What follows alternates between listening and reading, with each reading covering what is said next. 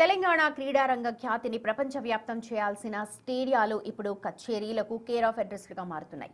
హైదరాబాద్లోని గచ్చిబౌలి స్టేడియం క్రీడాకారుల సాధన కోసం ఉందా, లేక సంగీత విందులు వినోదాల కోసం ఉందా అనే సందేహాలు కలుగుతున్నాయి. క్రీడాకారులు చెమటోడ్చి ప్రాక్టీస్ చేయాల్సిన మైదానం ఇప్పుడు మద్యం సీసాలు, ప్లాస్టిక్ వ్యర్థాలకు నిలయంగా మారుతోంది. ఇటీవల జరిగిన ఇళయరాజా, దేవిశ్రీ ప్రసాద్, అనిరుద్ వంటి మ్యూజిక్ కన్సర్ట్స్ వల్ల గచ్చిబౌలి మైదానం అంతా కూడా అధ్వానంగా తయారైంది. సుమారు 10 కోట్ల రూపాయల వ్యయంతో నిర్మించిన సింథటిక్ ట్రాక్ కచేరీల హడావిడిలో ముక్కలైపోయింది. ట్రాక్ పై గుంతలు పడ్డంతో అథ్లెట్స్ ప్రాక్టీస్ చేయలేక కన్నీళ్లు పెట్టుకుంటూ ఉన్నారు. కేవలం నిర్వహణ నిధులు సాకుతో కోట్లాది రూపాయల విలువైన క్రీడా సంపదను నాశనం చేయడం ఎంతవరకు సమంజసమంటూ ప్రశ్నిస్తున్నారు.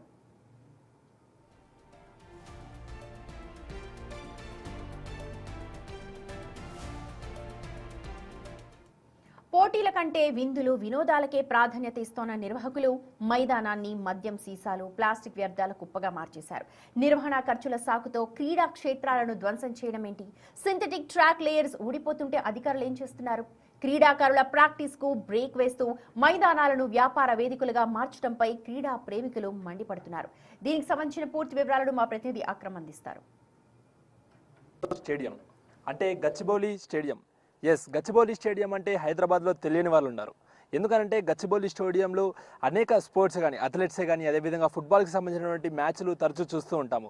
అదేవిధంగా నగర వ్యాప్తంగానే కాదు, రాష్ట్ర వ్యాప్తంగా గచ్చిబౌలి స్టేడియం అంటే చాలా పేరొందిన పరిస్థితులు అయితే మనకి తెలుసు.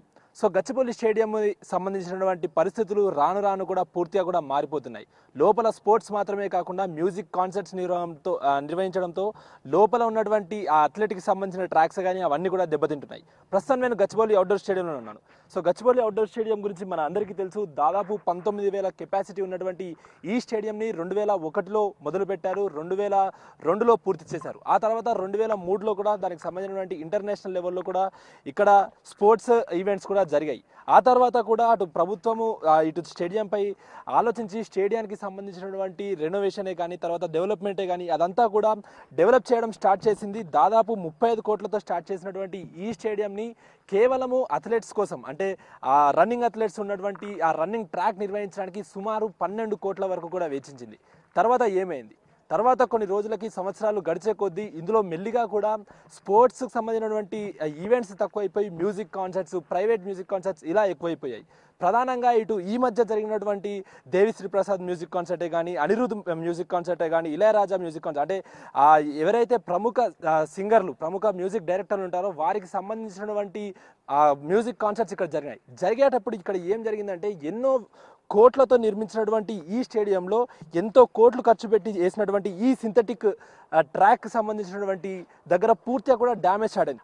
ఏదైతే రన్నింగ్ చేసే అథ్లెట్స్ ఉంటారో వారందరూ కూడా స్ప్రింటింగ్ చేస్తూ ఉంటారు, ఫాస్ట్గా పరిగెడుతూ ఉంటారు. సో వారికి కాళ్ళకి ఎలాంటి డ్యామేజ్ అవ్వకుండా మాత్రము ఇంటర్నేషనల్ లెవెల్లో కూడా దీనికి సంబంధించినటువంటి సింథటిక్ ట్రాక్ వేస్తూ ఉంటారు. సో ఆ విధంగానే గచ్చిబౌలి స్టేడియంలో కూడా సింథటిక్ ట్రాక్ వేశారు. కాకపోతే ఈ మధ్య కాలంలో జరుగుతున్నటువంటి ఈ మ్యూజిక్ కాన్సర్ట్స్ వల్ల పూర్తిగా కూడా ట్రాక్ పూర్తిగా కూడా దెబ్బతింటున్న పరిస్థితి కనిపిస్తూ ఉంది. ఒకసారి మనం స్పష్టంగా చూసుకోవచ్చు. ఇటు స్టేడియం లోపలికి ఏదైతే ఆ మ్యూజిక్ కాన్సర్ట్స్కి సంబంధించినటువంటి ఏర్పాట్లు చేయడానికి లోపలికి వచ్చినటువంటి భారీ వాహనాలకు సంబంధించిన టైర్ మార్కలు కూడా మనకి స్పష్టంగా కనిపిస్తున్నాయి. ఆ టైర్ మార్కలు మనం చూస్తున్నాం కదా. సాధారణంగా అథ్లెటిక్ యూజ్ చేసేటువంటి, రన్నింగ్ కోసం యూజ్ చేస్తున్నటువంటి ఈ సింథటిక్ ట్రాక్ చాలా సెన్సిటివ్గా ఉంటుంది, చాలా మెత్తగా ఉంటుంది. ఎలాంటి అటు రన్నింగ్ చేసే వారికి ఎలాంటి ఇబ్బంది కలగకుండా చాలా మెత్తగా కూడా దీన్ని తయారు చేస్తారు. అదే దీన్ని స్పెషాలిటీగా కూడా చెప్తారు. దీన్ని చేయడం కూడా, దీన్ని నిర్మించడం కూడా చాలా కష్టతరంగా కూడా చెప్పుకుంటూ ఉంటాం.